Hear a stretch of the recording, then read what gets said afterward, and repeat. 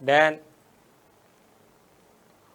கல்வி பிரிவினுடைய ஒளிபரப்பு பகுதியில் காப்போத்தா உயர்தர மாணவர்களுக்கான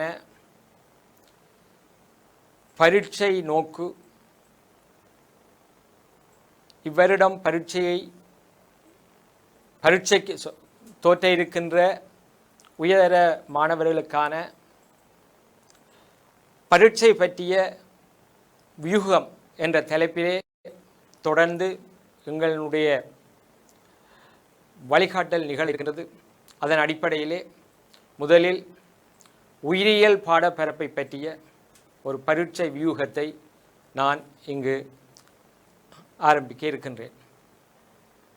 2020ஆம் ஆண்டு பரீட்சைக்கு தோற்ற இருக்கின்ற மாணவர்களுக்காக இந்த நிகழ்ச்சி நிகழ்த்தப்பட்டாலும் கூட என்னுடைய ஆரம்ப அலகுகளை தொடர்ந்து வருகின்ற 2021ஆம் ஆண்டு பரீட்சைக்கு தோற்ற உள்ள மாணவர்களும் தற்பொழுது காப்போத்தா உயர்தர வகுப்புக்கு நுழைவுக்குட்பட்டிருக்கின்ற 2022 பரீட்சைக்கு தோற்ற இருக்கின்ற மாணவர்களுக்கும் இது பொருந்தக்கூடியதாக இருக்கும். முதலில் பயாலஜியினுடைய காப்போத்தா உயர்தர பாட பரப்புகள் பற்றிய ஒரு அறிமுகத்தை நாங்கள் இங்கு பார்ப்போம்.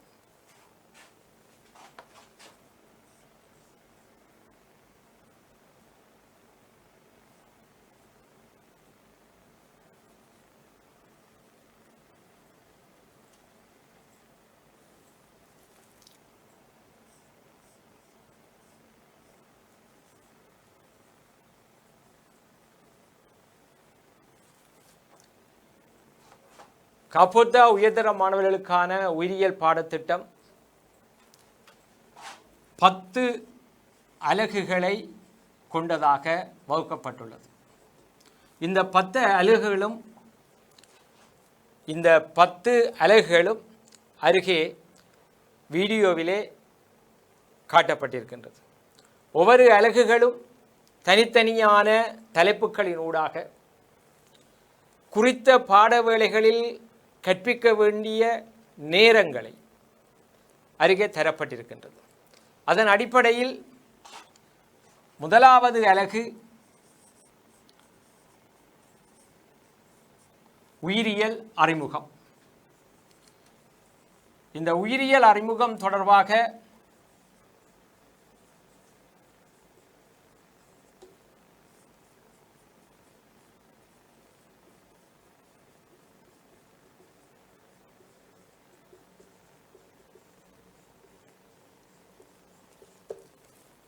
எவ்வாறான வினாக்கள் அமையும், இந்த வினாக்கள்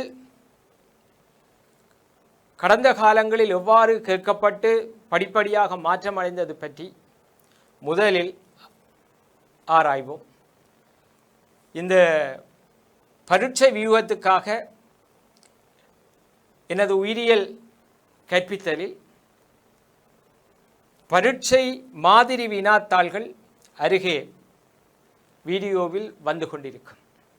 ஒவ்வொரு வினாவுக்கான விடைகளை எழுதுவதற்கு முன்னர் அந்த வினாவுக்கான மையக்கருவை வைத்துக்கொண்டு பாடப்பரப்பு பற்றிய விளக்கத்தை நாங்கள் இங்கே செய்து காட்டுவோம். அதே நேரம் மாணவர்கள் அந்த விளக்கத்தை அறிந்த பின்னர் தாமாகவே வினாவுக்குரிய விடைகளை எழுத முயற்சிப்பது நல்லது. விடைகளை எழுத முயற்சிப்பது நல்லது. அதேவேளை அந்த விடைகளை நாங்கள் இங்கே குறிப்பிடுவோம்.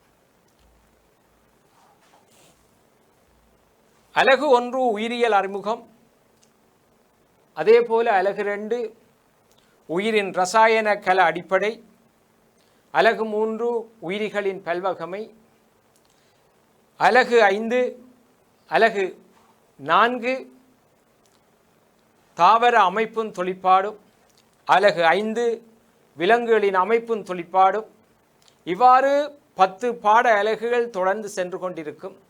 முதலில் நாங்கள் அலகு 1 தொடக்கம் அலகு 4 வரையான ஃபாஸ்ட் ட்ராக், அதாவது ஒரு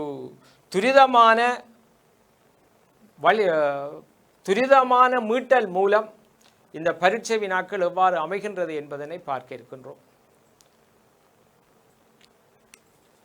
இங்கு அருகே தரப்பட்டிருக்கின்ற மாதிரி வினாத்தாளில்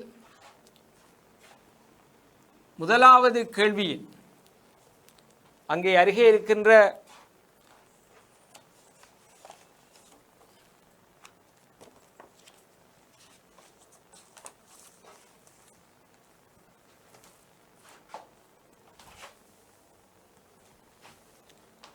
வினாபத்திரத்தின் முதலாவது கேள்வியில் ஏ பகுதியில் அதில் ஃபர்ஸ்ட் முதலாவது உயிர் வாழும் அங்கிகளை உயிரற்றவையிலிருந்து வேறுபடுத்தும் பிரதான சிறப்பியல்புகள் யாவை? அதில் இரண்டாவது பகுதி வைரஸ் உட்பட உயிரங்கிகள் காட்டும் தனித்துவமான இயல்பு எது? மூன்றாவது பகுதி உயிர் பதார்த்தத்தின் ஒழுங்கமைப்பு மட்டங்களை சிக்கல் தன்மை அதிகரிக்கும் வகையில் ஒழுங்குபடுத்துக. இந்த முதலாவது கேள்வியினுடைய ஏ பகுதியின் 3 பகுதிகளுக்குமான விடைகளை நாங்கள் பார்க்க போகிறோம்.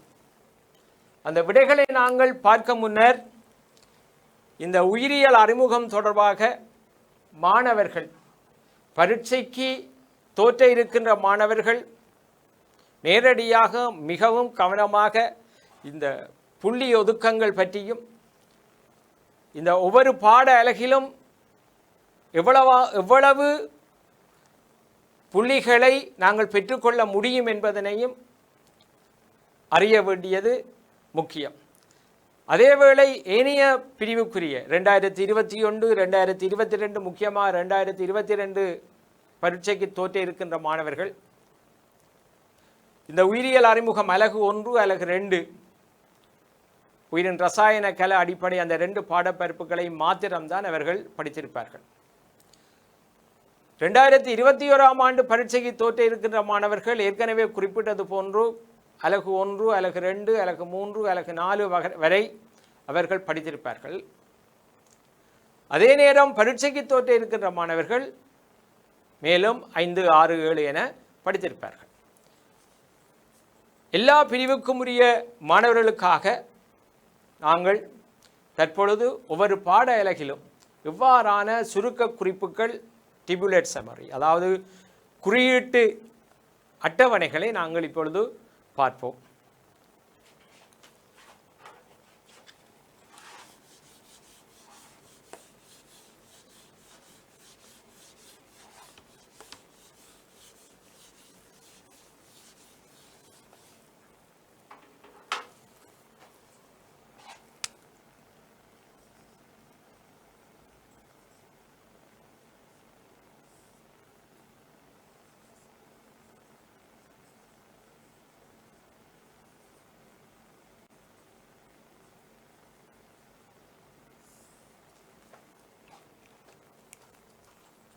இப்பாட அலகில்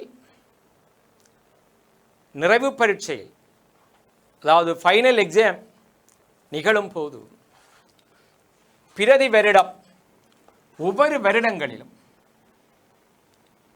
ஏறத்தாழ 1 புள்ளியிலிருந்து 1.5 புள்ளிகள் மாத்திரமே இப்பாட அலகிலிருந்து மாணவர்கள் பெற்றுக்கொள்ள முடியும். ஏற்கனவே மாணவர்கள் அறிந்திருப்பார்கள் 2017ஆம் ஆண்டிலிருந்து உருவாக்கப்பட்ட உயிரியலின் புதிய பாடத்திட்டத்தின்படி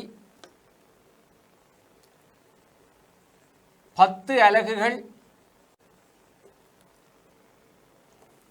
பாடப்பரப்பில் குறிப்பிடப்பட்டு அதற்கான வள நூல்கள், செயல்முறை நூல்கள், ஆசிரியர் வழிகாட்டி போன்றன பல்வேறு மூலங்கள் தரப்பட்டிருக்கின்றன. 2017ஆம் ஆண்டு புதிய பாடத்திட்டத்தை அறிமுகம் செய்து முதலாக 2019ஆம் ஆண்டு புதிய பாடத்திட்டத்தின் கீழ் முதலாவது பிரிவு மாணவர்கள் பரீட்சைக்கு தோற்றமளித்து சிறந்த பெறுபவர்களை பெற்றிருக்கிறார்கள். தொடர்ந்து 2020ஆம் ஆண்டு 2வது தடவையாக இந்த புதிய பாடத்திட்டத்திலே மாணவர்கள் பரீட்சை எடுக்க இருக்கின்றார்கள். எதுவாயினும் இந்த இன்ட்ரடக்ஷன் டு பயாலஜி உயிரியல் அறிமுகம் என்ற அந்த பாடப்பரப்பில் பிரதி வருடம் ஒவ்வொரு வருடமும் ஒரு புள்ளியிலிருந்து 1.5 வரையான புள்ளிகளை மாத்திரமே மாணவர்கள் பெற்றுக்கொள்ள முடியும். ஆனால் இந்த பாடத்தினுடைய ஒரு சிறிய பரப்பில் மாத்திரம்தான் வினா வரும். ஆனால் இந்த பாடப்பரப்புகள் தொடர்பாக உயிரியல் அறிமுகத்தில் 3 பிரதான மையக்கருவை கொடுத்திருக்கிறார்கள். ஒன்று, உயிரியல் கல்வியினுடைய முக்கியத்துவம். உயிரியல் கல்வி கற்பதன் மூலம் மாணவர்கள் எவ்வாறான அனுகூலங்களை பெறுவார்கள். இந்த தலைப்பின் கீழ் பொதுவாக நிறைவு பரீட்சையில் வினாக்கள் அமைவதில்லை. 2வது தகவல், இந்த உயிரியல் பல்வகமை தொடர்பான ஒரு அறிமுகம்.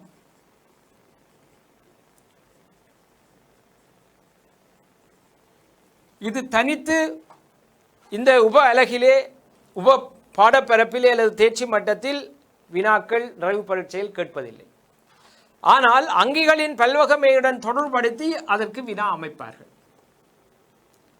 3வது விடயம், உயிருள்ளவற்றினுடைய சிறப்பியல்புகள். ஏனைய கூறுகள் அல்லது உயிரற்ற கூறுகளிலிருந்து தம்மை வேறுபடுத்துவதற்காக அவை காட்டுகின்ற தனித்துவமான இயல்புகள் அல்லது சிறப்பு இயல்புகள் என்று சொல்வார்கள். அந்த உயிருள்ளவற்றினுடைய சிறப்பு இயல்புகள் தொடர்பாகத்தான் பொதுவாக கடந்த காலங்களில் புதிய பாடத்திட்டத்தில் 2019ஆம் ஆண்டில் 1வது வினா இந்த உப தேர்ச்சி மட்டத்தில் தான் கேட்கப்பட்டிருக்கின்றது. இந்த 2 மிகுதியான பகுதிகளும் மாணவர்களுடைய உயிரியல் தொடர்பான ஒரு ஆரம்ப அறிவை பெற்றுக்கொள்வதற்காக அமைக்கப்பட்ட பாடப்பரப்பு தான். ஆனால் நாங்கள் இங்கு பரீட்சை பற்றிய ஒரு வியூகம், பனோராமா, அது பற்றிய ஒரு கற்கையை நாங்கள் இங்கு பார்ப்பதனால் ஏற்கனவே இருக்கின்ற பாடப்பரப்புகள் தொடர்பாக நாங்கள் அதிகளவு கவனம் செலுத்த வேண்டியதில்லை. முக்கியமாக எது பரீட்சையிலே கேட்கப்படுகின்றது, பரீட்சையினுடைய மையக்கரு என்ன என்பது பற்றி ஒரு பகுதியைத்தான் இங்கு நாங்கள் விளங்க இருக்கின்றோம். அன்பான மாணவர்களே, 1 அல்லது 1.5 புள்ளிகளுக்கான ஆரம்ப பாடப்பரப்பு எவ்வாறு வினா அமைவுக்கு உட்படுகின்றது என்பதை நாங்கள் பார்ப்போம். உயிருள்ளவற்றினுடைய சிறப்பு இயல்புகள் மாணவர்கள் ஏற்கனவே ஆரம்ப பாடப்பரப்பில் அது அறிந்திருப்பீர்கள். உயிருள்ள பொருட்கள் 3 கூட்டங்கள்: நுண்ணங்கிகள், தாவரங்கள், விலங்குகள். இந்த 3 உயிருள்ள கூறுகளும் உயிரற்ற கூறுகளுடன் ஒரு இடைத்தாக்கத்துக்குட்பட்டு அவை ஒன்றுடன் ஒன்று தொடர்புடையதாக இயங்குவதனால்தான் ஒரு சூழல் தொகுதி இயங்குகின்றது, ஒரு உயிர்கோளம் இயங்குகின்றது, ஒரு பிரபஞ்சம் இயங்குகின்றது. எனவே இந்த உயிருள்ளவற்றினுடைய சிறப்பியல் தொடர்பாக ஃபைனல் எக்ஸாம்ஸ், அதாவது நிறைவு பரீட்சைகளில் எவ்வாறான வினாக்கள் அமைகின்றன என்பதை பற்றி முதலில் நாங்கள் கவனிப்போம்.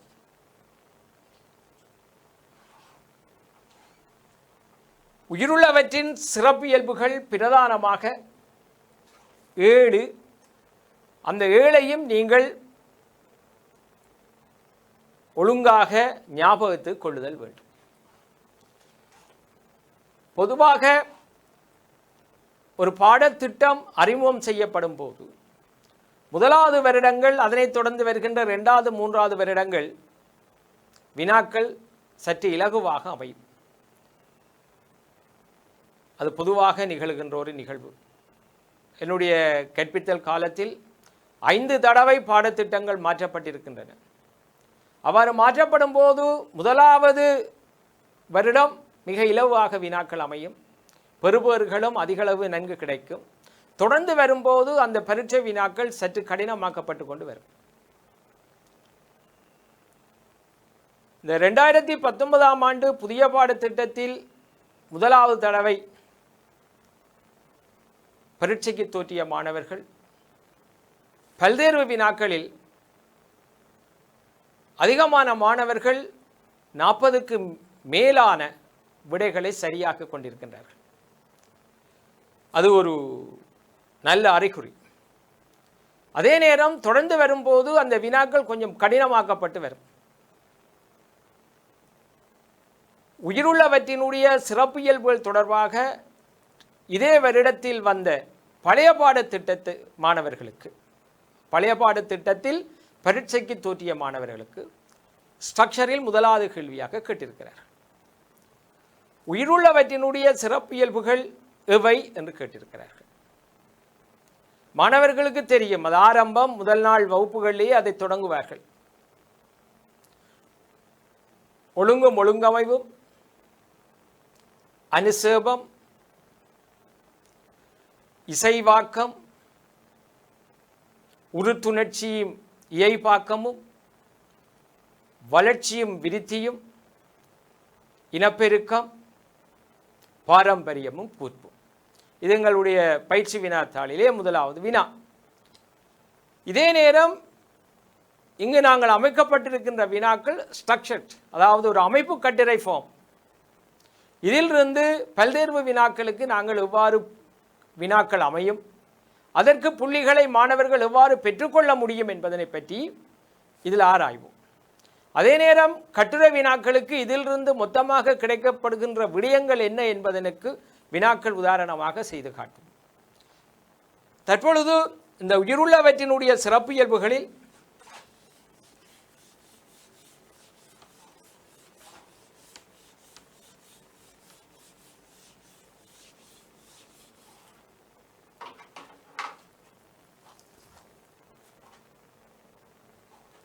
ஒழுங்கும் ஒழுங்கமைவும், ஆர்டர் அண்ட் ஆர்கனைசேஷன். இந்த ஒழுங்கும் ஒழுங்கமைவும்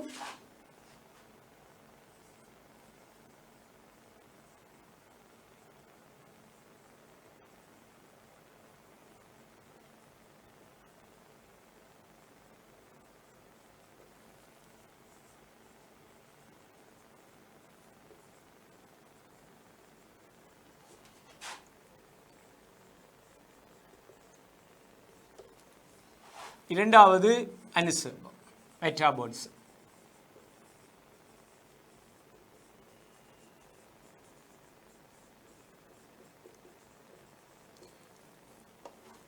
இவ்விரு சிறப்பியல்புகளிலும் மாத்திரம்தான் பொதுவாக பல்தேர்வு வினாக்கள் கேட்டுக்கொண்டே இருப்பார்கள். அமைப்பு கட்டுரை வினாவில், அதாவது ஸ்ட்ரக்சர் ஃபார்மில் முதலாவது வினாவின் ஏ பகுதியில் முதலாவது உபபிரிவில் உயிருள்ளவற்றின் சிறப்பியல்புகள் எவை, அது தொடர்பாக இன்னும் ஒரு பகுதி 1.5 வினாவுக்கு, மீண்டும் சொல்கிறேன், 1.5 புள்ளிகளுக்கு அதை பெற்றுக்கொள்ளக்கூடிய மாதிரி வினாக்கள் அமைக்கப்பட்டிருக்கு. நாங்கள் பல்தேர்வு வினாக்களுக்கு செல்வோம். இந்த ஒழுங்கும் ஒழுங்கமைவும் தொடர்பாக மாணவர்கள்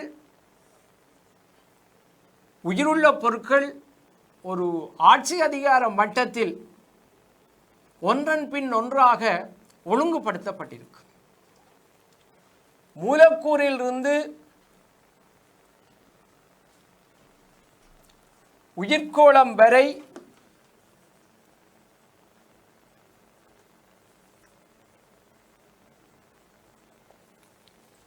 எவ்வாறு சிக்கல் தன்மை அடைகின்றது, ஒவ்வொரு ஆட்சி அதிகார ஒழுங்கு மட்டங்களும் எவ்வாறு படிப்படியாக ஒன்றன் பின் ஒன்றாக கோர்வையிடப்பட்டு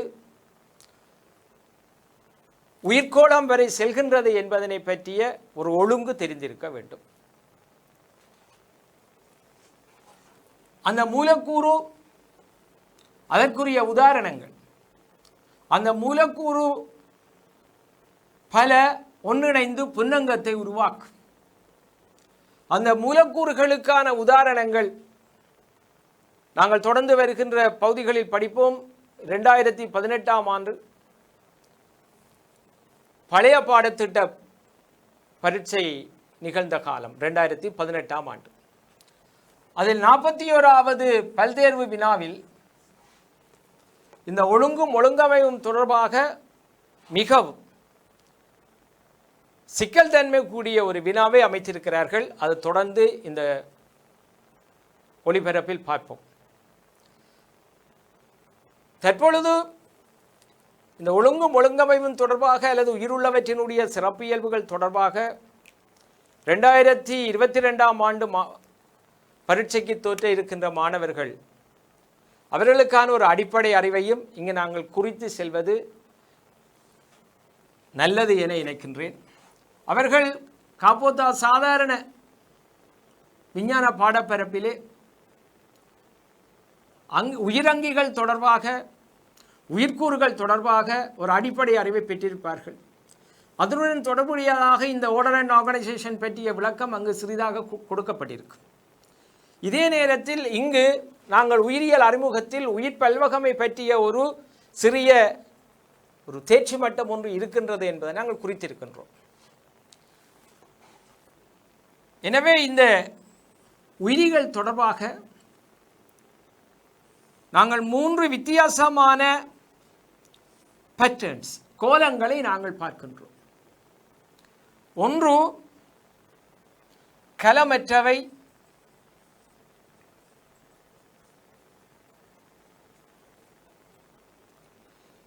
கலமே காணப்பட மாட்டாது.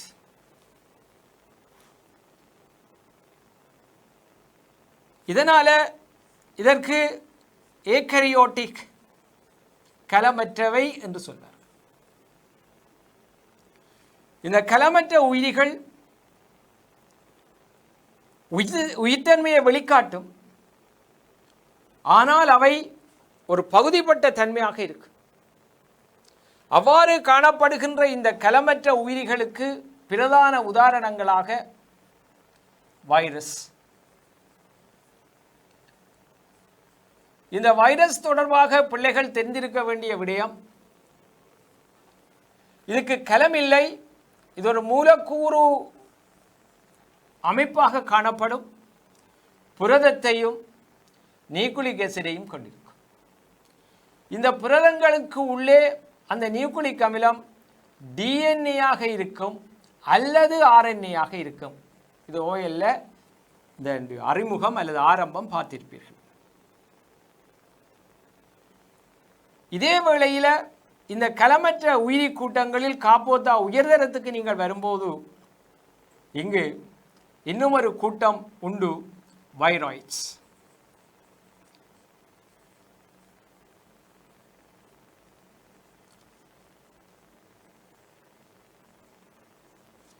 இந்த வைராய்ட்ஸ் எதுவித புரத கட்டமைப்புகளையும் அல்லது புரத சூழியையும் கொண்டிருக்காமல் நியூக்ளிக் அமிலமாக ஆர்என்ஏ மாத்திரம் கொண்டிருக்கின்ற கூட்டங்களாக இருக்கு. எண்ணம் ஒன்று பிரியான்.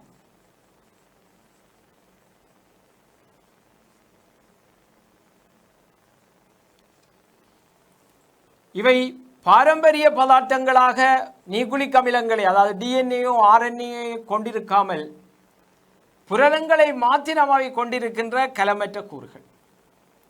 இப்போ ஓயல் வரை மாணவர்கள் வைரஸை பற்றி ஒரு கலமற்ற கூட்டம் என கருதியிருப்பார்கள்.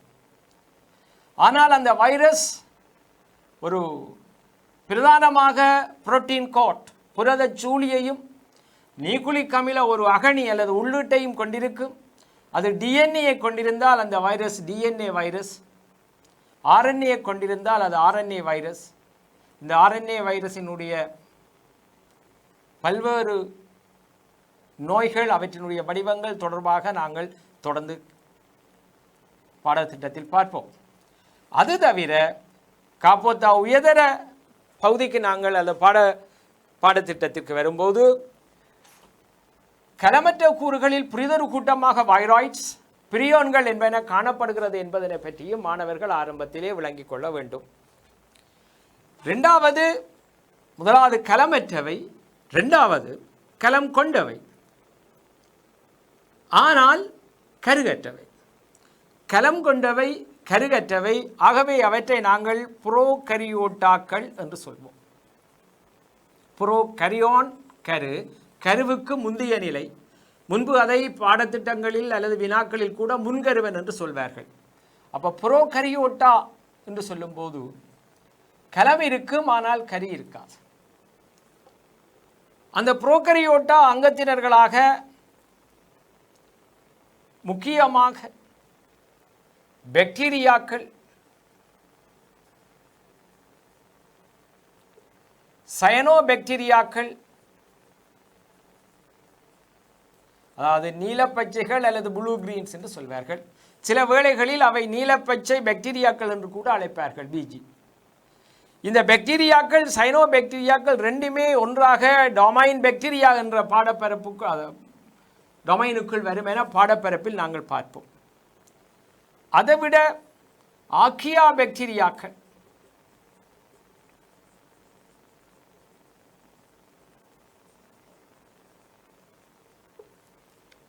இந்த மூன்று கூட்டங்களும் புரோகரியோட்டாக்களாக ஆரம்பத்திலே நாங்கள் கற்றுக்கொண்டு போகும்போது தொடர்ந்து வரும் பாடப்பரப்புகளில் புரிதொரு கூட்டத்தை அங்கே அறிமுகம் செய்வார்கள். அதை நான் முன்னுக்கே கொண்டு வருகின்றேன் என்றால் பரீட்சை வினாக்கள் குறித்த பாட அலகில் மாத்திரம்தான் கேட்பார்கள் என்றல்ல, பாடப்பரப்புக்குள் கேட்பார்கள், எங்களுடைய பாடத்திட்டத்திற்குள் தான் கேட்பார்கள், விடயங்களுக்குள் தான் கேட்பார்கள். ஆனால் அவர்கள் தொடர்புபடுத்தி வினாக்களை அமைப்பார்கள். அந்த வகையில் இந்த புரோகரியோட்டாக்களில் மாலிக்யூல்ஸ், அதாவது மூலக்கூற்று உயிரிகள் அல்லது நுண்ணங்கிகள் என்று சொல்லப்படுகின்ற ஒரு கட்டமைப்பு இருக்கின்றது. மூலக்கூற்றுக்குரியவை.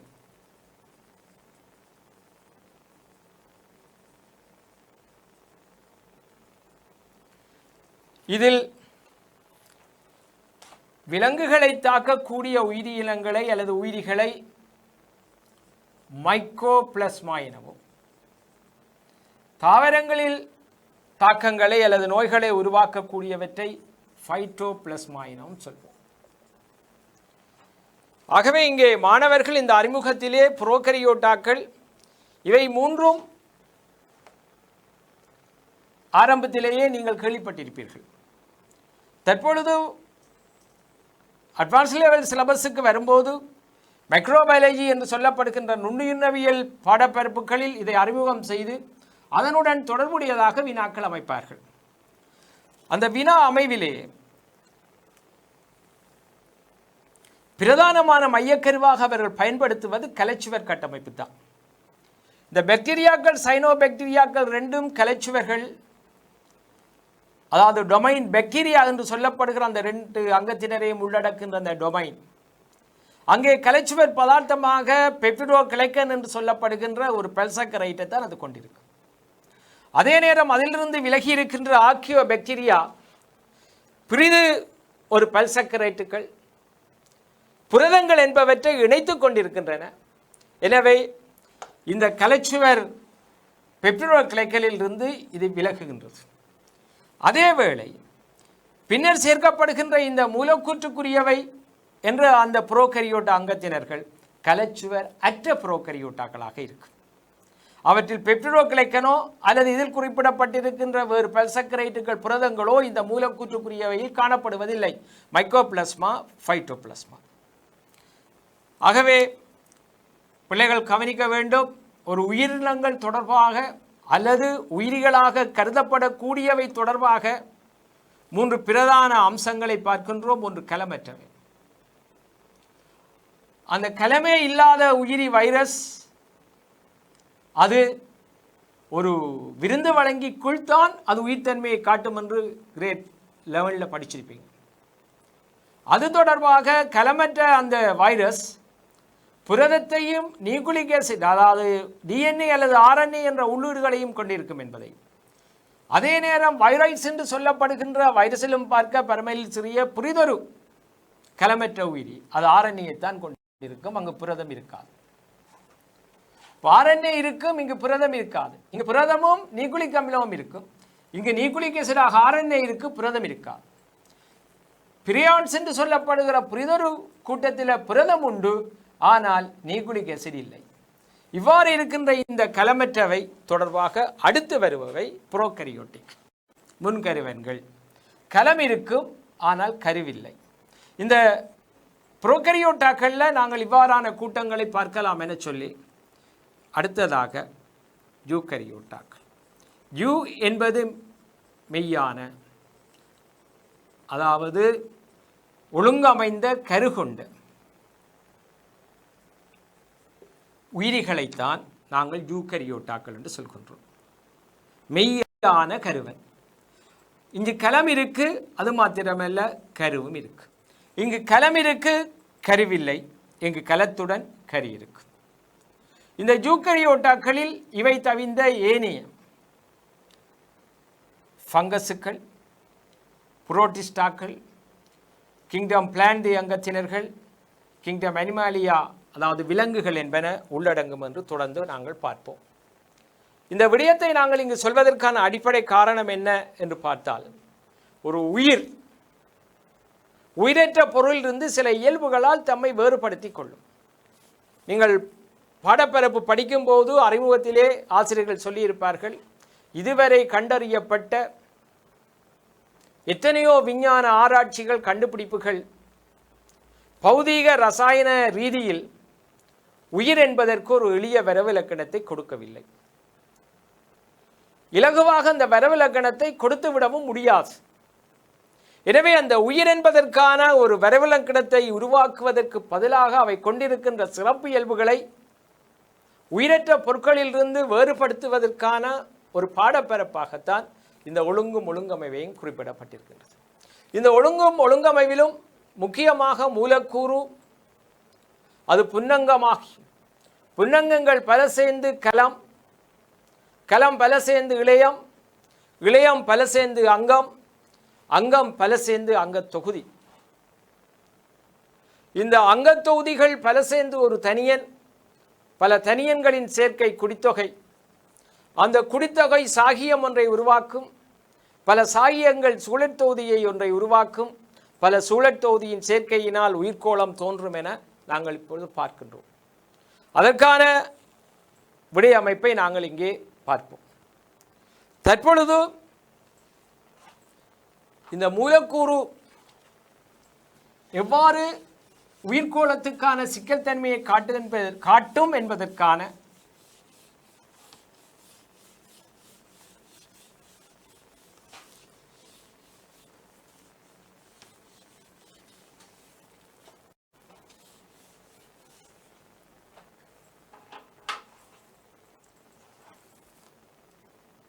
இங்கே வினாப்பத்திரத்தில் தரப்பட்டிருக்கின்ற வினாவுக்கான விடைகளுக்கு நாங்கள் வருகின்றோம்.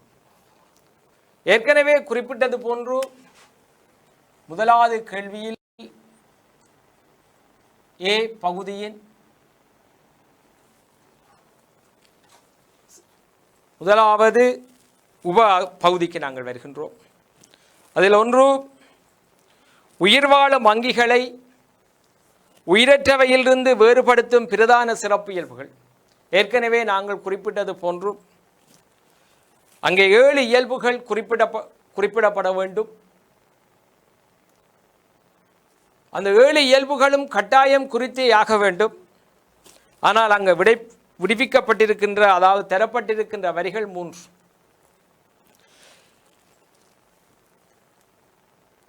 இந்த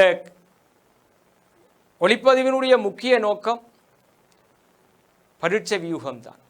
புள்ளிகளை எவ்வாறு இழக்காமல் பாதுகாப்பது.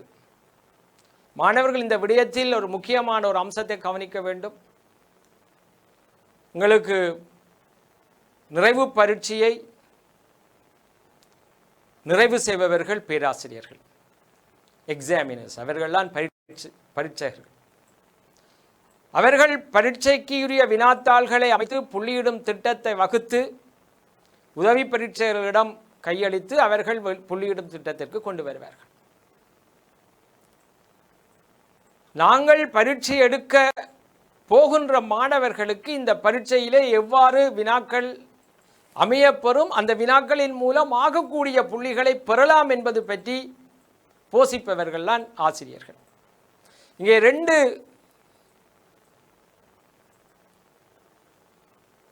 பிரதான துருவங்களுக்கு இடையிலே ஒரு போட்டி ஒன்று நிகழ்கின்றது. மாணவர்களுக்கு ஆகக்கூடிய புள்ளிகளை பெற்றுத் தருவதற்காக ஆசிரியர்கள் வழிகாட்டுவார்கள் நிச்சயமாக.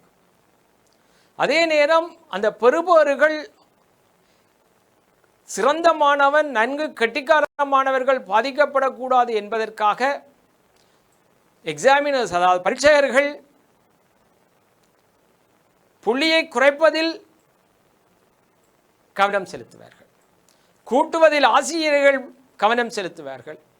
சிறந்த மாணவன் அல்லது திறமையான மாணவன் பாதிக்கப்படக்கூடாது என்பதற்காக அவர்கள் புள்ளியை குறைக்க முயற்சிப்பார்கள். இதை சொல்வதற்கான ஆரம்ப காரணம் என்னவென்றால், இங்கு 3 வரிகள் மாத்திரம்தான் விடப்பட்டிருக்கு. அவை நாங்கள் 3 வரிகள் இருக்கின்றன, அவை 3 இயல்புகள் மாத்திரம் எழுதிவிட்டால் போதுமானது என்று இணைக்கக்கூடாது. இந்த இடத்திலே அமைப்பு கட்டுரை வினாக்கள் வரும்போது மாணவர்கள் கவனிக்க வேண்டிய விடயம், 2 தருக என்று சொன்னால் 2 தான் கொடுக்க வேண்டும், 3 தருக என்று சொன்னால் 3 தான் கொடுக்கப்பட வேண்டும். இதற்கு மேலதிகமாக வேறு ஒரு விடையை கொடுக்க முயற்சிக்க கூடாது. அவ்வாறு கொடுக்கும் போது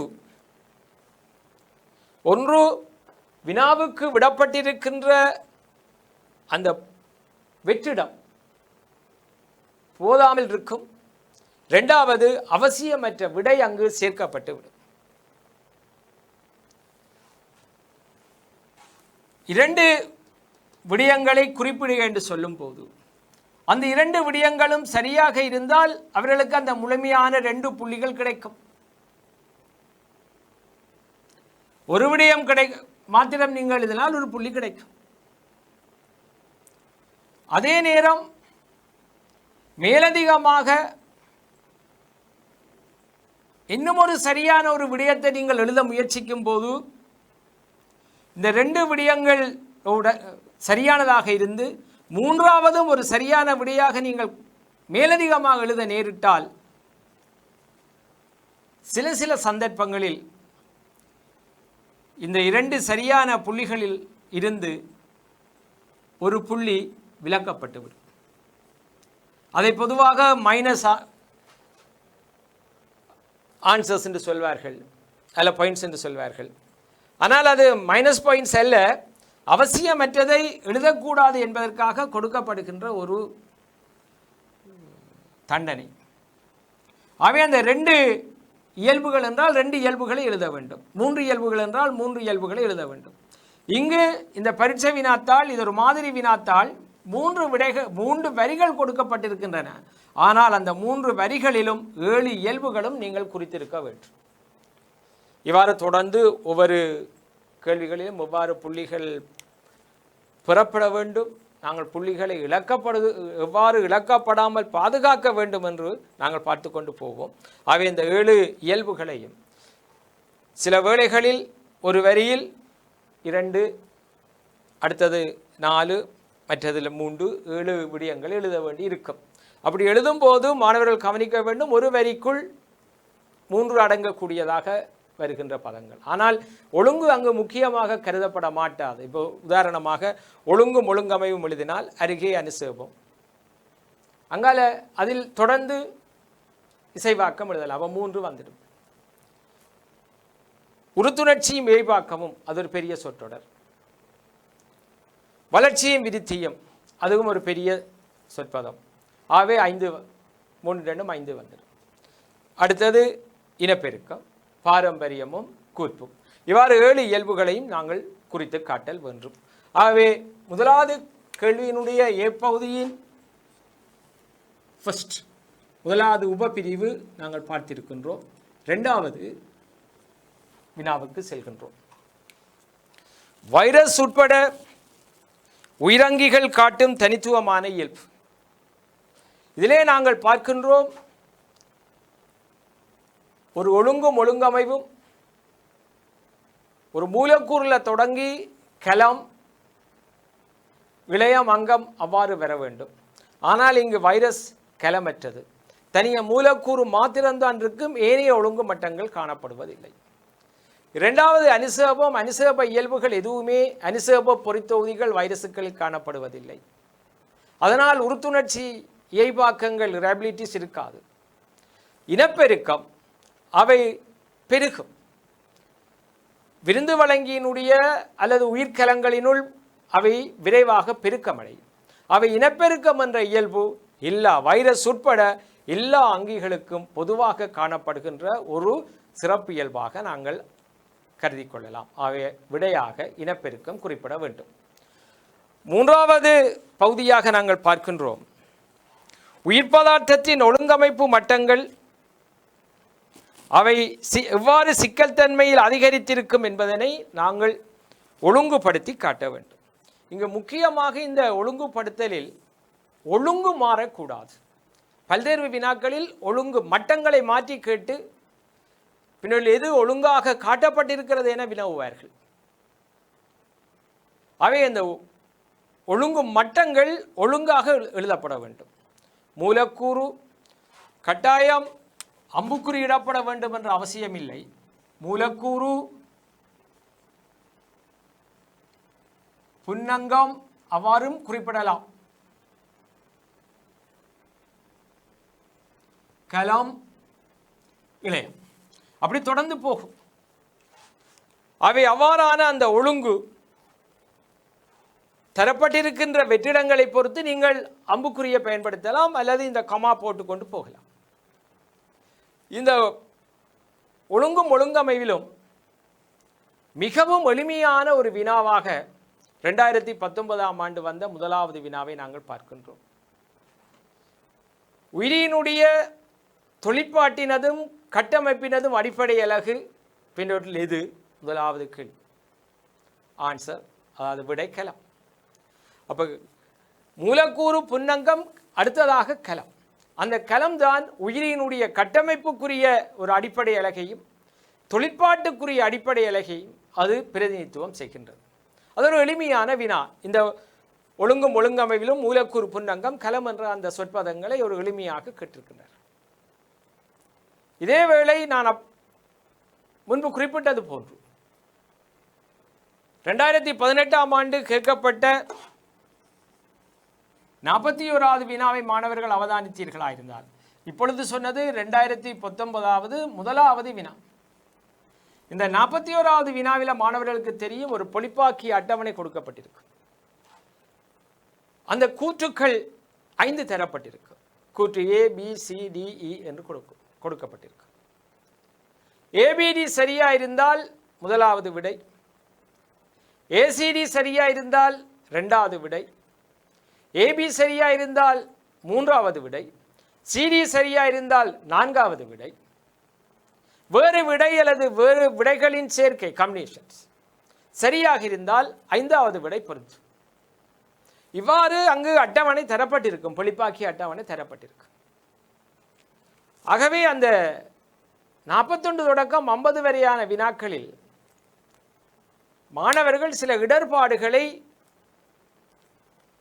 முகம் கொடுக்க வேண்டி ஏற்படுகின்ற வளமை இருக்கும். பொதுவாக ஒரு திறமையான மாணவர்கள் செய்து முடித்திடுவார்கள். இந்த 41 தொடக்கம் 50 வரையான இந்த 10 வினாக்களில் ஒரு சில வினாக்கள் மாணவர்களுக்கு கடினமாகத்தான் இருக்கும். இந்த 41வது வினா இதுவரை காலமும் கேட்கப்பட்ட வினாக்களில் இந்த ஒழுங்கும் ஒழுங்கமைவினதும் மிகவும் சிக்கலான கடினமான ஒரு வினா. மாணவர்களை பொறுத்தவரையில் அங்கு உதாரணங்கள் தான் கொடுக்கப்பட்டிருக்கிறது. அந்த வினாவை நாங்கள் பல்வேறு வினாக்கள் செய்வோம். இப்போ உதாரணமாக நான் சொல்கிறேன் DNA. ஆகவே அங்கே DNA என்பது மூலக்கூறு. கரு DNA, அடுத்த கரு. கரு என்பது அங்கு புன்னங்கம். தசைநார் மூலக்கூறு புன்னங்கம் கலம் என்பதுதான் ஒழுங்கமைவு. இங்கு தந்திருக்கிறார்கள் DNA கரு தசைநார். தசைநார் என்பது நாங்கள் 2020ஆம் ஆண்டு 2021ஆம் ஆண்டு மாணவர்கள் ஏற்கனவே படித்திருப்பீர்கள். தசை இழையங்களில் கலங்கள் தசை நார்கள் என அழைக்கப்படுவது, அதற்கான காரணங்கள் பின்னர் பார்ப்போம். இந்த தசை நார்கள் தசை கலங்கள். ஆகவே மூலக்கூறு புன்னங்கம் கரு தசை நார்கள் கலம், இந்த மூன்றும் சரி. அடுத்தவர்கள் தந்தது வட்டத்தசைகள். அந்த வட்டத்தசைகள் என்பது தசை இழையம், அதாவது காப்போத்தா சாதாரண தரத்திலே அது ஆரம்பிக்கப்பட்டிருக்கும் 3 வகையான தசை இழையங்கள் இருக்கும். வெண்கூட்டு தசை, மலமளப்பான தசை, இதய தசை. இந்த வட்டத்தசை நீள்பக்க தசை என்பது மலமளப்பான தசையினுடைய 2 பிரதான தசை வகைகள். அவை வட்டத்தசைகள் என்பது இழையம். அடுத்து தந்தார்கள் இறப்பை. அவை இழையங்கள் பல சேர்ந்து அங்கம். அவை அந்த ஒழுங்கு சரி. அவை அப்படி உதாரணங்களினூடாக ஒரு வினாவில் 5 விடைகள் தருவது வேறு. இங்கு ஏயில் தொடர்ச்சியாக 5 கூற்று, பியில் 5 கூற்று. ஆகவே அதான் நான் குறிப்பிட விரும்புவது மிகவும் கடினமான ஒரு வினாவாகத்தான் இந்த 2018ஆம் ஆண்டு 41வது வினாவில் இந்த உயிரியல் அறிமுகத்தினுடைய கேள்வியை கொடுத்திருக்கிறார்கள். அது தொடர்பாக நாங்கள் பல்வேறு வினாக்கள் செல்லும் போது அதற்கான விடைகளை பார்ப்போம். அடுத்து முதலாவது கேள்வியினுடைய பகுதியில் 4வது பகுதிக்கு நாங்கள் வருகின்றோம். இந்த 3வது பகுதிக்கான ஒழுங்கு மட்ட சரியான ஒழுங்கு வரிசை நாங்கள் குறிப்பிட்டிருக்கிறோம். அடுத்தது 4வது விடயத்துக்கு வருகிறோம். 4வது விடயத்தில் பின்வரும் விவரணங்களுக்கு பொருத்தமான உயிருள்ளவற்றின் தனித்துவத்தை தருக. தனித்துவம் என்பது உயிர் பொருளிலிருந்து தன்னை வேறுபடுத்துகின்ற, உயிர் பொருளானது உயிரற்ற கூறுகளிலிருந்து அந்த புறச்சூழலிலிருந்து தன்னை வேறுபடுத்துகின்ற சில பண்புகள் ஒன்று சேர்ந்து உயிருள்ளவற்றின் சிறப்பியல்புகள் அல்லது உயிருள்ளவற்றின் தனித்துவம். இந்த இயல்புகள் உயிரற்ற கூறிலிருந்து தன்னை வேறுபடுத்தக்கூடிய ஆற்றல், அதான் இந்த 7 ஆற்றல். இந்த 7 ஆற்றல்களையும் சில கடந்த கால பரீட்சை வினாக்களில் அவதானிக்கும் போது 2019ஆம் ஆண்டு உயிரியல் பாடத்திட்டம் பாரியதொரு மாற்றத்தை ஏற்படுத்தியது. நான் குறிப்பிட்டது போன்று என்னுடைய கற்பித்தல் காலத்தில் 5 தடவை மாற்றப்பட்ட பாடத்திட்டத்தில் இது பாரிய அளவு மாற்றத்திட்டம், பெரிய அளவு மாற்றப்பட்ட பாடத்திட்டம். ஆனால் அந்த பாடத்திட்டங்கள் மாற்றப்பட்டாலும் தெரிவு செய்யப்பட்ட கடந்த கால பரீட்சை வினாக்களை நாங்கள் உதாரணங்களாக கொள்ளலாம். முக்கியமாக 2000ஆம் ஆண்டிலிருந்து 2018ஆம் ஆண்டு வரையான உயிரியல் பரீட்சை வினாக்கள், அதற்கு முன்னர் இருந்த தாவரவியல் விலங்கியல் பரீட்சை வினாக்கள் தேர்வு செய்யப்பட்ட வினாக்கள். அது ஒரு ஆசிரியரினுடைய வழிகாட்டலின் கீழ் இந்த பாடத்திட்டத்துக்கு பொருத்தமாக தெரிவு செய்யப்பட்ட வினாக்களை மாணவர்கள் கற்க வேண்டும். சில வேளைகளிலே வினாக்கள் இந்த பாடத்திட்டத்துக்கு அமைவாக இருக்கும், விடைகள் தவறாக இருக்கும். அல்லது இந்த பாடத்திட்டத்துக்கு அமையாத பரீட்சை வினாக்களும் அங்கிருக்கும். எனவே தான் சொல்கிறேன், தேர்வு செய்யப்பட்ட வினாக்களை மாணவர்கள் கடந்த கால பரீட்சை வினாக்களில் பயிற்சி பெறலாம். அவ்வாறு கடந்த கால பரீட்சை வினாக்களை நாங்கள் தேர்வு செய்யப்பட்ட வினாக்கள் உயிரியல் பாடத்திட்டத்தில் பயிற்சி பெறும்போது நீங்கள் தோற்றுகின்ற அந்த பரீட்சை ஆண்டில் நீங்கள் எதுவித இடர்பாடும் இல்லாமல் வினாக்களை மேற்கொள்ளக்கூடியதாக, அதாவது கையாளக்கூடியதாக இருக்கும். அந்த வரிசையில் நாங்கள் பார்க்கின்றோம். 1983ஆம் ஆண்டு விலங்கியல் பரீட்சை வினாத்தாளில், 88ஆம் ஆண்டு தாவரவியல் பரீட்சை வினாத்தாளில், 2001ஆம் ஆண்டு 3 பாடப்பரப்பும் நடந்தது. தாவரவியல், விலங்கியல், உயிரியல். அப்பொழுது கேட்கப்பட்ட தாவரவியல் பரீட்சை வினாத்தாளில் அவ்வாறு கேட்கப்பட்ட அந்த சொற்பதங்களினுடைய சுருக்கத்தை இங்கு வினாவாக நான் குறிப்பிட்டிருக்கின்றேன். அதில் 4வது பகுதியில் சிம்பிள் ஏ, 4வது பகுதியில் அடுத்த பிரிவு சிம்பிள் ஏ, தாழ்மட்ட கூறுகளின் ஒழுங்குபடுத்தலினால் சிக்கலான உயர்மட்டம் தோன்றுதல். தாழ்மட்டத்திலிருந்து படிப்படியாக சிக்கல் தன்மை கூடி உயர்மட்டம், அதைத்தான் சொல்கிறோம், மூலக்கூறிலிருந்து உயிர்கோளம் வரை. அதற்கு நாங்கள் எழுதக்கூடிய இயல்பு ஒழுங்கும் ஒழுங்கமைவு. அடுத்து பி பகுதிக்கு போகின்றோம். அக புற சூழல் மாற்றங்களுக்கான மறுகை ரெஸ்பான்சிபிலிட்டி. அகப்புற சூழல் மாற்றங்கள் என்பது தூண்டல்.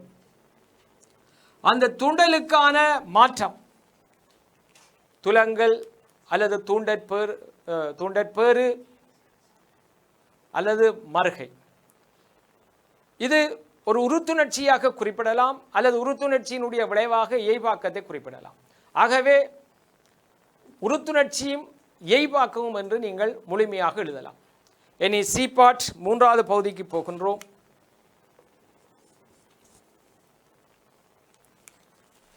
தப்பி பிழைத்தலுக்கும் இனப்பெருக்கத்துக்குமான கட்டமைப்பு உடலமைப்பியல் மாற்றம். சாதாரணமற்ற நிபந்தனையிலிருந்து தப்பி வாழ்வதற்காக இனப்பெருக்க கட்டமைப்பில் அல்லது உடலமைப்பியலில் ஏற்படுகின்ற மாற்றங்கள் அடாப்டேஷன், இசைவாக்கம். அந்த விடை நீங்கள் குறிப்பிட வேண்டும். இனங்களின் நிலவுகை தொடரச் செய்வதற்கு வளமான எச்சங்கள் தோற்றுவிக்கப்படுதல். குறித்த இனம் ஒன்று தொடர்ச்சியாக நிலைப்படுத்தப்படுவதற்கு வளமான எச்சங்கள் உருவாக்கப்படுகின்றது. அது குறிப்பிடுவது இனப்பெருக்கம். அடுத்தது இ பார்ட். உடற்றொழிலியல், உருவவியல், நடத்தை என்பவற்றை கட்டுப்படுத்தலும் சந்ததியூடாக கடத்தலும் காலப்போக்கில் மாற்றம் ஏற்படுத்தல். உடற்றொழிலியல், உருவவியல், நடத்தை என்பவற்றை கட்டுப்படுத்துவதற்கு பொறுப்பாக இருப்பது ஜீன், பாரம்பரிய அலகு அல்லது பரம்பரை அலகு. அந்த பரம்பரை அலகுகளினாலே தீர்மானிக்கப்படுகின்ற பொறுப்பாக இருக்கின்ற இயல்புகள் ஹெரிடிட்டி, பாரம்பரியம். அந்த பாரம்பரியம் தொடர்ந்து சந்ததிகளின் ஊடாக கடத்தப்படும் போது காலப்போக்கில் மாற்றத்தை ஏற்படுத்துதல் கூர்ப்பு. ஆகவே அங்கு விடை பாரம்பரியமும் கூர்ப்பும். திணிவில் மீள முடியாத அதிகரிப்பு. திணிவில் அந்த அதிகரிப்பை மீளப் பெற முடியாது. அதே நேரம் மீளாத மாற்றங்கள் ஒன்றுடன் ஒன்று தொடர்புடையதாக. திணிவு அதிகரிப்பு மீள முடியாது. அந்த திணிவு அதிகரிப்பால் ஏற்படுகின்ற மாற்றங்களும் மீள முடியாது. ஒன்றுடன் ஒன்று தொடர்புடையதாக வாரது அல்லது தொடர்வது வளர்ச்சியும் விருத்தியும். ஆகவே இந்த 4வது பகுதிக்கு ABCDEF என உபப்பிரிவுகள் போடப்பட்டிருக்கின்றன. மீள நாங்கள் பார்க்கின்றோம். A ஒழுங்கும் ஒழுங்கமைவும், B உறுத்துணர்ச்சியும் இயைபாக்கமும் அல்லது சில வேளைகளில் தூண்டலுக்கான தூண்டற்பேறு என்று கூட குறிப்பிடலாம். C இசைவாக்கம், D இனப்பெருக்கம், E பாரம்பரியமும் கூர்ப்பும், F வளர்ச்சியும் விருத்தியும். அப்போ ஏ பகுதியினுடைய ஒரு பிரதான அம்சத்தை நாங்கள் பார்த்திருக்கின்றோம்.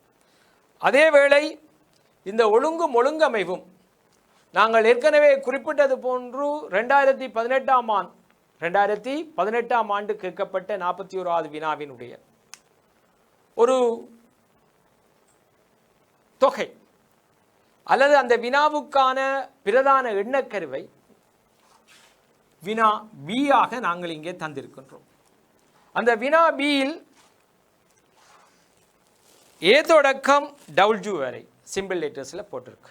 சிம்பிள் ஏ தொடக்கம் சிம்பிள் டபிள்யூ வரையான உயிரின் ஆட்சி அதிகார மட்டங்களின் உதாரணங்கள் பல தரப்பட்டுள்ளன.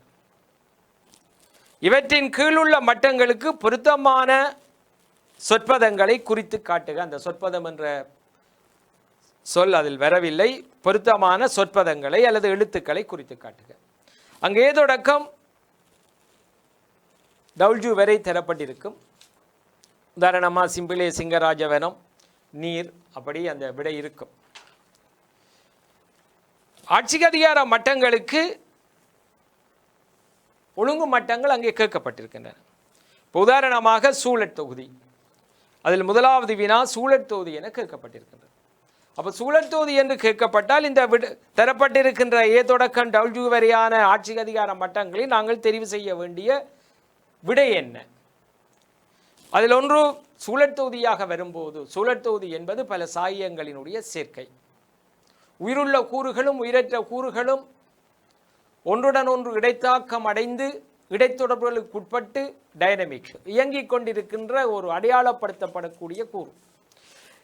உதாரணமாக இங்கே தரப்பட்டிருக்கின்ற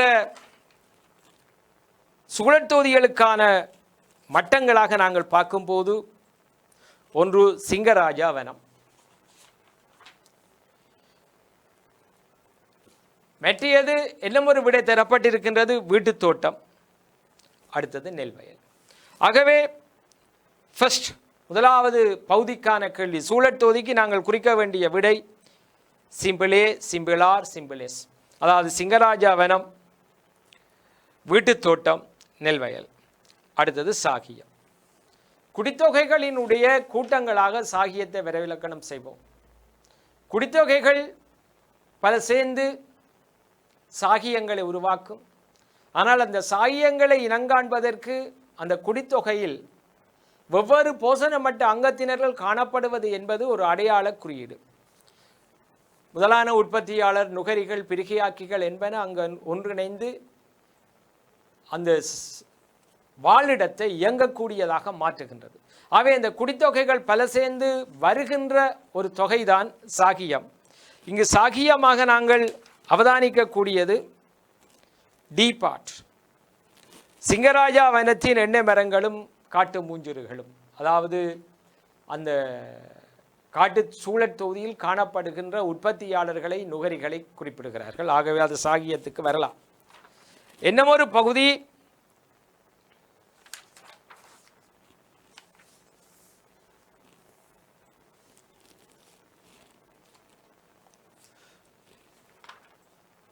பொதுவாக சாகியத்திற்கு அந்த டி பகுதியை மாத்திரம்தான் நாங்கள் குறிப்பிடலாம். அடுத்தது குடித்தொகை. இந்த குடித்தொகை அதை இனம் காண்பதற்கு சில வரையறைகள் இருக்கின்றன. ஆனால் ஒரு அமைப்பு கட்டிட வினாவில் குடித்தொகை என்றால் என்ன என்று கேட்கும்போது 3 பிரதான அம்சங்கள் நாங்கள் குறிப்பிட்டு ஆக வேண்டும். குறித்த காலப்பகுதி, குறித்த பிரதேசம். காலம் சொல்ல வேண்டும், பிரதேசம் சொல்ல வேண்டும். ஓர் இனம், ஒரே இனத்துக்குரிய அங்கிகளினுடைய மொத்த எண்ணிக்கை, அந்த 3 விடயமும் சொல்ல வேண்டும். அப்போ குறித்த சூழல் தொகுதியில் வரையறுக்கப்பட்ட காலப்பகுதியில் காணப்படுகின்ற ஓர் இனத்துக்குரிய தனியன்களின் மொத்த எண்ணிக்கை, இது ஒரு அமைப்பு கட்டிட வினாவில் கேட்கப்படும் போது நாங்கள் எழுத வேண்டிய 3 விடயங்கள். அதை எங்களுடைய சொற்பதங்கள் அல்லது பழக்கமான நடத்தைகளில் அதை எழுதி கொள்ளலாம். ஆனால் அந்த விடயங்கள் கட்டாயம் அமைந்திருக்க வேண்டும். அந்த விடயங்கள் உள்ளடங்கலாக நாங்கள் இங்கே பார்க்கும்போது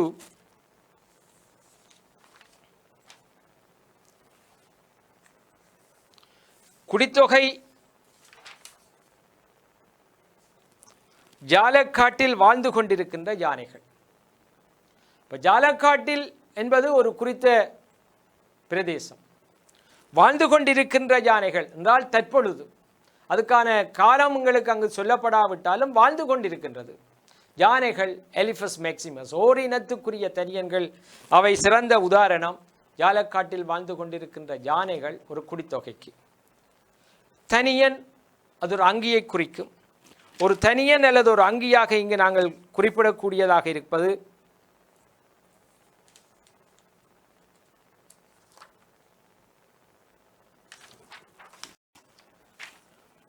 காகம். காகம் ஒரு தனியன் அல்லது ஒரு அங்கி.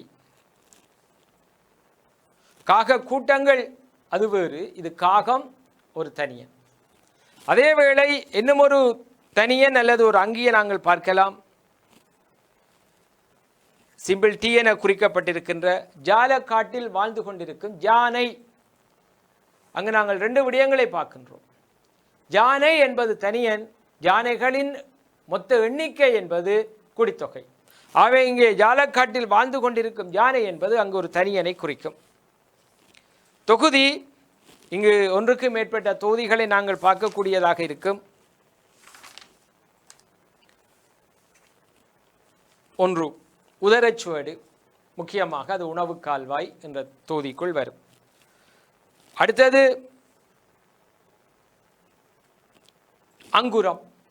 அங்குரம் என்பது தாவரத்தினுடைய தரைக்கு மேலான தொகுதி. அதை சில நேரங்களில் கிரேட் லெவலில் தண்டு என்று படித்திருப்போம். அப்போ அங்குரம் என்பது தொகுதி. அப்போ வை. அடுத்தது சிறுநீர் சனனி சுவடு. ஆகவே அந்த சிறுநீர் இனப்பெருக்க தொகுதியுடன் சம்பந்தப்பட்டது, அதுவும் ஒரு தொகுதி. ஆகவே எக்ஸ் ஒய் செட் என்ற அந்த சொற்பதங்கள் வரும். மெட்டியது அங்கம்.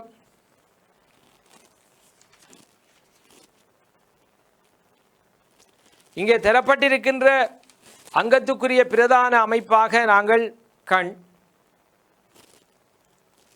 ஓ என்ற பகுதியை குறிப்பிடலாம். அதே நேரம் இறப்பையும் ஒரு அங்கம். அப்போ சி ஓ என்பது விடையாக இருக்கும். அங்கத்தை தொடர்ச்சியாக இளியம் கேட்கப்பட்டிருக்கின்றது. உங்களுக்கு தெரியும், கலங்களினால் ஆக்கப்பட்ட ஒரு தொகை. ஆகவே அங்கே இளியமாக நாங்கள் கருதக்கூடியது என்பு. என்பு என்பது ஒரு தொடுப்புலயம். ஆகவே அது ஒரு இளியம். குருதி, அதுவும் ஒரு தொடுப்புலயம். வட்டத்தசை, அது ஒரு தசை இழையம். ஆகவே இழையம். கட்டுமடல் என்பது நாங்கள் பின்னர் 2022ஆம் ஆண்டு மாணவர்கள் படிப்போம். கலன்கட்டுக்களை சூழ்ந்திருக்கின்ற பல கலங்களின் சேர்க்கை தான் கட்டுமடல். அது ஒரு இழையத்தை குறிக்கும்.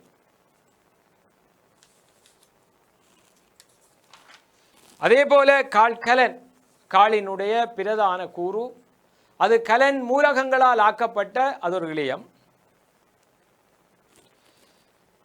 நிணநீர், அதுவும் ஒரு இழையம், தொடுப்பிழையமாக அல்ல விசேடித்த தொடுப்பிழையமாக கருதப்படும். நிணநீரும் ஒரு இழையம். இனி நாங்கள் கலத்துக்கு போகின்றோம். கலம்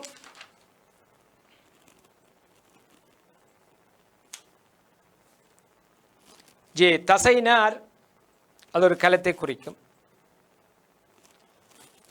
கால்கலன் மூலகம், கால்கலன் மூலகங்களும் கலம். பல கால்கலன் மூலகங்கள் சேர்ந்துதான் கால்கலனை உருவாக்கும். ஆகவே அதுவும் ஒரு கலம். நிணநீர் குழியம். இந்த நிணநீர் குழியம் ஒவ்வொரு கலங்களை குறிக்கும். அதே போல கால் குழற்போலி. கால் குழற்போலி என்பதும் ஒரு தனி கலத்தை குறிக்கும். ஆகவே இந்த கலத்திற்கு ஜே, பி, வி, டபிள்யூ ஆகிய எழுத்துக்கள் விடையாக அமையும். அடுத்தது புன்னங்கம்.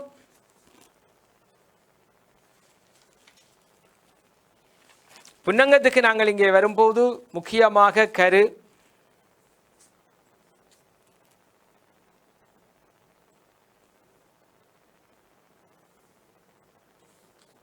குறிப்பிடப்படும். அடுத்தது மூலக்கூறு. மூலக்கூறு எளிமையான ஒரு ஆட்சி அதிகார ஆரம்ப மட்டம். முக்கியமாக நீர், பி. அடுத்தது டிஎன்ஏ, ஐ.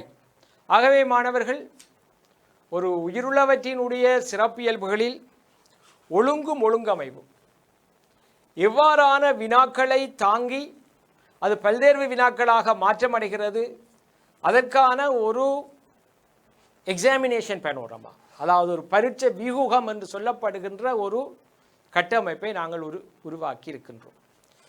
அந்த முதலாவது அலகில் 1 புள்ளி அல்லது 1.5 புள்ளிகள் தான் புறப்படுது. ஆனால் அவை ஒவ்வொரு புள்ளிகளும் முக்கியம். அது எம்சிக்யூவாக கேட்கப்பட்டாலும் சரி, ஸ்ட்ரக்சர்டாக அமைப்பு கட்டுரை வினாவாக கேட்கப்பட்டாலும் சரி, எங்களுக்கு அங்கே புள்ளிகளை நாங்கள் பெற்றுக்கொள்ள வேண்டியதாக இருக்கும். அந்த வகையில் இங்கே நாங்கள் முதலாவது கேள்வியில் அது பற்றி கதைத்திருக்கின்றோம். இங்கு தரப்பட்டிருக்கின்ற வினாபத்திரத்தில் தொடர்ந்து வருகின்ற